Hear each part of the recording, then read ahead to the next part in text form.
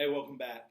So let's finish up day one, Vietnam, and we're going to continue talking about the Gulf of Tonkin and what ends up happening up there. So we've already had one incident where the North Vietnamese are attacking our American ships using machine guns and torpedoes. All right, President Johnson, LBJ. So obviously we know this is past 1962.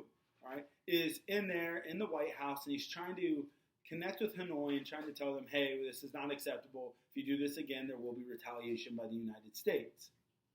On August 4th, in stormy weather, the U.S. Navy thought they were under attack again by the North Vietnamese. But nothing actually ever happened. But because of the high paranoia and the rough seas, we thought we were being attacked by the North Vietnamese. That's kind of like the main incident. All right, in Havana Harbor. Maybe we want to go to war with North Vietnam. We are very confident in our abilities because this is a developing country, and here is a completely industrialized world superpower. We should easily take them over. So we're just looking for something to spark us to go into conflict. Well, on August 4th, we have our spark. We think that they attack us again. In response to this, Congress passed the Gulf of Tonkin Resolution. This resolution was a legal declaration of war and gave the president permission to expand the U.S. role, so add more troops to start attacking North Vietnam. Only 2 members of Congress voted against this Gulf of Tonkin resolution. So President Johnson, when he sees this, that's overwhelming support, right? The United States Congress is giving him the authority to go into North Vietnam to attack them, to show them that the United States is dominant. So later, 3, 4, 5 years down the road, when people are complaining about the Vietnam War, it wasn't Johnson's decision solely.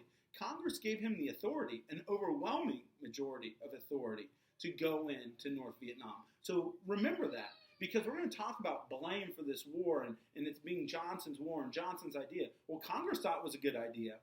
Here's, though, where Congress will look back and say, we didn't know he would expand it this much. They're giving him power and authority to retaliate.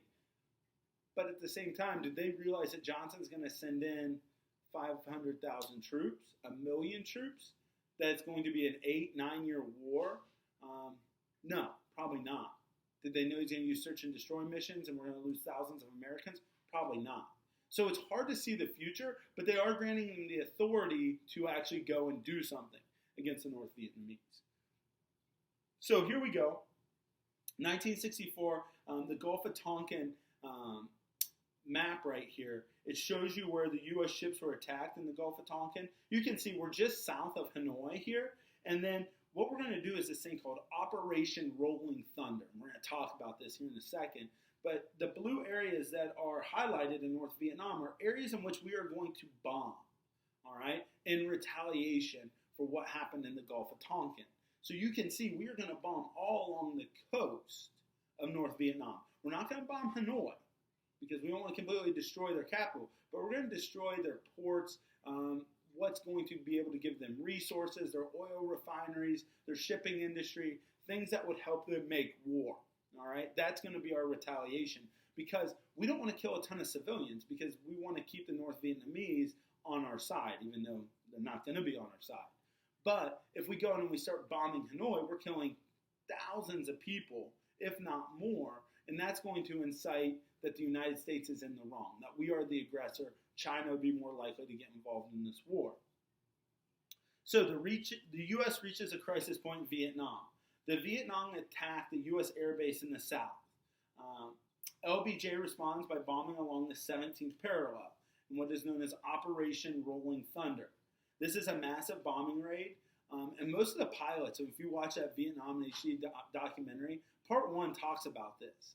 And the pilots are like, hey, we're giving these orders that we're going to bomb North Vietnam, and we'll be out of here in 8 weeks. Our air power, our air superiority is so much that we're just going to amass them. We're going to completely destroy their country because they don't have an air force. So it's really easy. It's not like in World War II when we're fighting against the Nazis and the Japanese and they have airplanes. Here we are, we're up there. Now they have anti-air weapons on the ground that can shoot down our planes, but where there's no dogfights or anything like that. So it should be easier for us to do our bombing raids.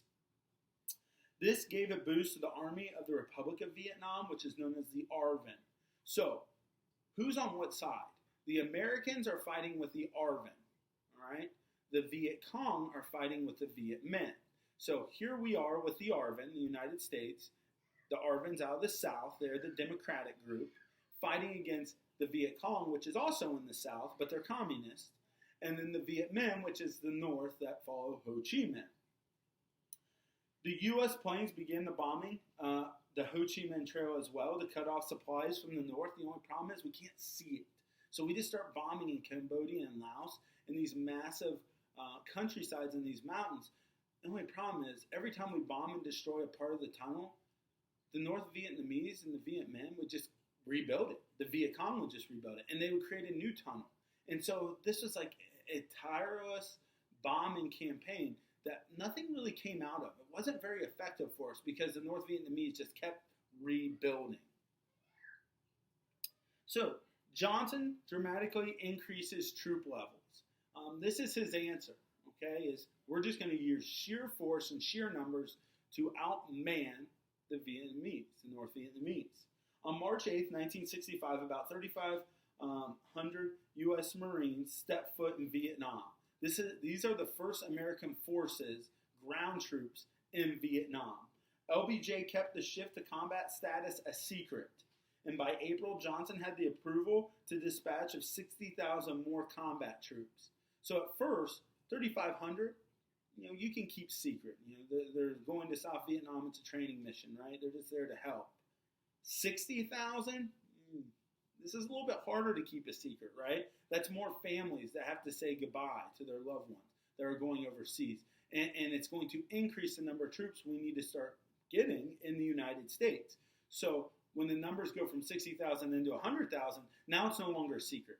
Now it's known that Johnson wants to fight a ground war in Vietnam. Bombing is not what's going to be the be-all, end-all. We actually have to send troops in. Helicopters flew soldiers to the battle sites, and this is a new tactic that we use.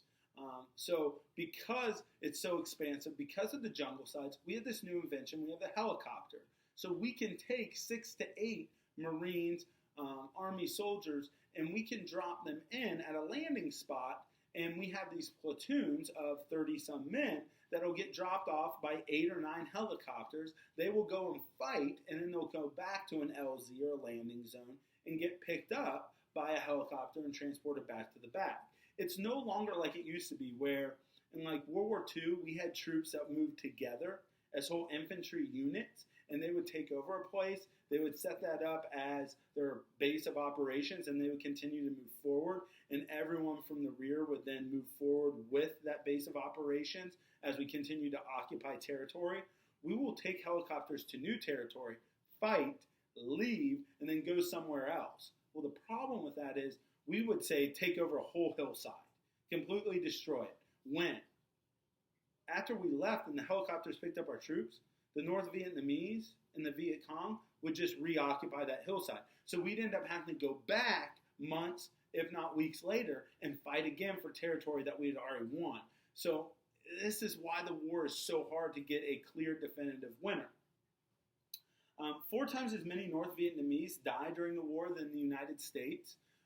And so you can see, if you're going off of kill count, then the United States obviously is victorious in this war because we kill more communists or North Vietnamese than Americans or South Vietnamese.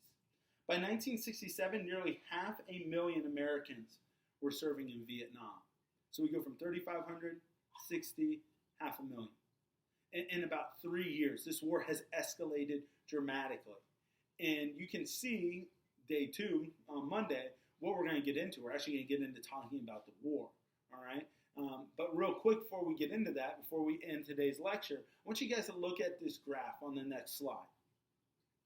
So when you look at, this is U.S. advisors and troops in Vietnam, 1959 to 1967. So 1959, we're in the first Indochina War, right? The North Vietnamese versus France.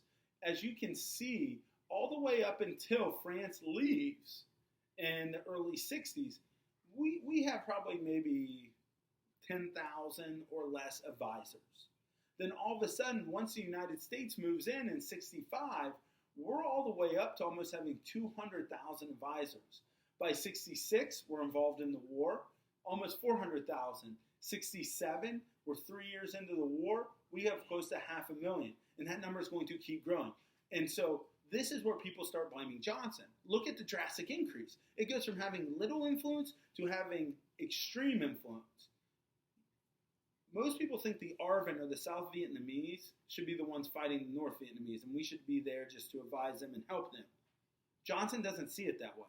He doesn't think the South Vietnamese and the ARVN, which he's right, they're not capable of defeating the North Vietnamese. They need our help. How they need our help? They need our troops. That's what we can give to give them success. Not just materials, not just an Air Force, but we actually have to give them ground troops to go and fight. And so this is where people start to sway against the Vietnam War. So that counterculture movement we talked about in the 1960s, in 1967 is really going to intensify, right? You're going to hear people that are starting saying, well, I don't want to go serve. They're going to start burning their draft cards. They're going to start speaking out against the American government. You're going to have soldiers coming back in 1968 and 69 that served for 2 or 3 years in Vietnam that start talking about the war and the negative aspects of the war. So it's going to get really juicy coming up Monday as we get into the war and get some more details. But hopefully you guys have a basis and background of knowing how the Vietnam War started and the American involvement, and also who's all at play in this war. Okay? Have a great weekend, guys. Rest up. Enjoy. We'll come back Monday. Next week we'll get through the Vietnam War. We probably have about 9 total days we'll be doing this. Again, there's some great documentaries you guys can watch on this, so jump on those if you want something, you're bored. But other than that, guys, have a great weekend. If you have any questions, feel free to shoot me an email. Enjoy the beautiful weather this weekend. It's going to be up in the 70s. It's going to be sunny. It's going to be great. Go have fun. Get outside. Go for a walk. Take your dog somewhere. But enjoy it, all right? I'll see you guys. Have a great weekend. Go Pacers.